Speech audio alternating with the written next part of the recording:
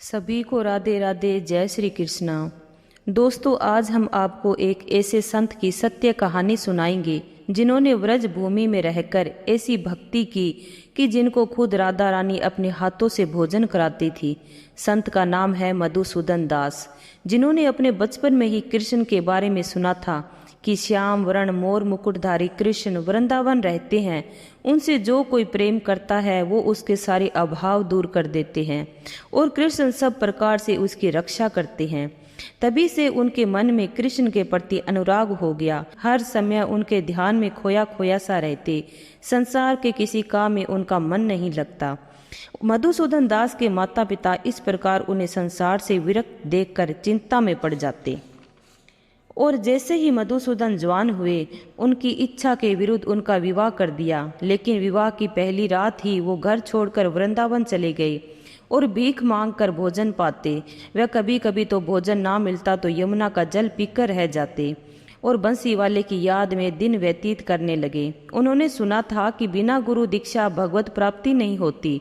एक दिन वे गुरु की चिंता में यमुना किनारे वृक्ष के नीचे बैठे थे कि उसी समय स्नान कर एक महात्मा वहां आए और उन्हें बोले कि मैं तुम्हें गुरु मंत्र दूंगा। और महात्मा ने जैसे ही गुरु मंत्र दिया, मधुसूदन दास बेहोश हो गिर पड़े। जैसे ही उन्हें होश आया, महात्मा वहां नहीं थे। उनका नाम पता ठिकाना भी न जान सके। उसके बाद मधुसूदन दास कृष्णदास बाबा के पास गए और भजन रीति उपदेश देने की विनती की। कृष्णदास जी को मधुसूदन ने शुरू से लेकर गुरु दीक्षा तक अपना परिचय दिया। तब सारी बातें सुन कृष्णदास बाबा ने उन्हें भजन दीक्षा देने से मना कर दिया कि तुम्हें गुरु दीक्षा मिल चुकी है, अब मैं तुम्हें भजन दीक्षा नहीं दे सकता। तुम एक काम करो, जय कृष्णदास बाबा जो काम्य वन में रहते हैं उनसे भजन दीक्षा ले आओ। मधुसूदन दास जय कृष्णदास बाबा के पास भी गए, लेकिन उन्होंने भी मना कर दिया और कहा कि तुम एकांत में बैठ हरि नाम करो, राधा रानी जो करेगी वही होगा। राधा की कृपा से तुम्हें गुरु दीक्षा मिली है, अब आगे वही करेगी। और राधा कुंड जाकर राधा को पुकारो।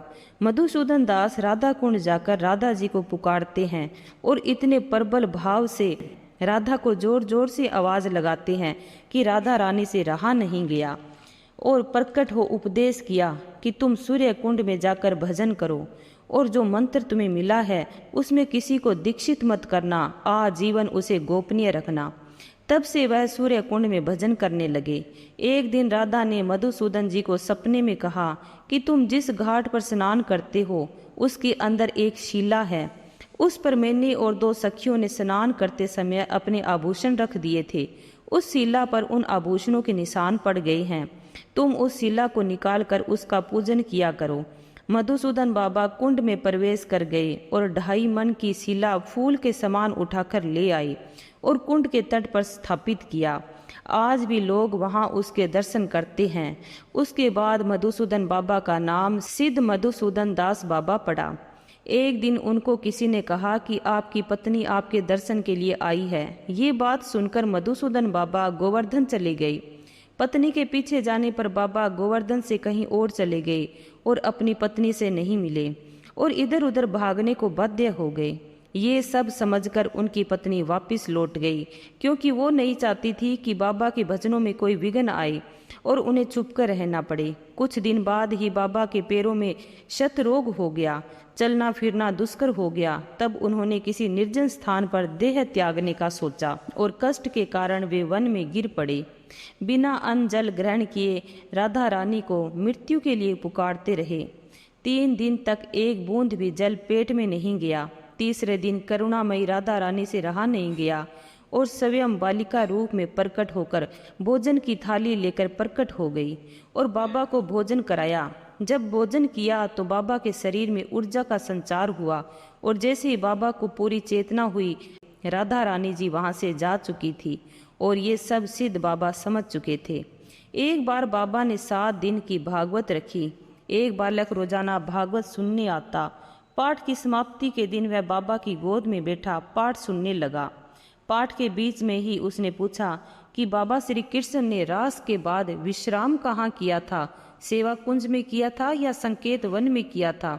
बाबा प्रश्न का उत्तर देते कि उसके पहले ही बम फटने जैसा शब्द हुआ।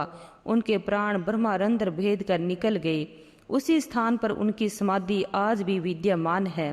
तो दोस्तों, ये थी एक ऐसे भक्त की कहानी जिन्होंने अपना जीवन राधा कृष्ण को अर्पित कर दिया और अंतिम प्राण तक उनका नाम जपते रहे।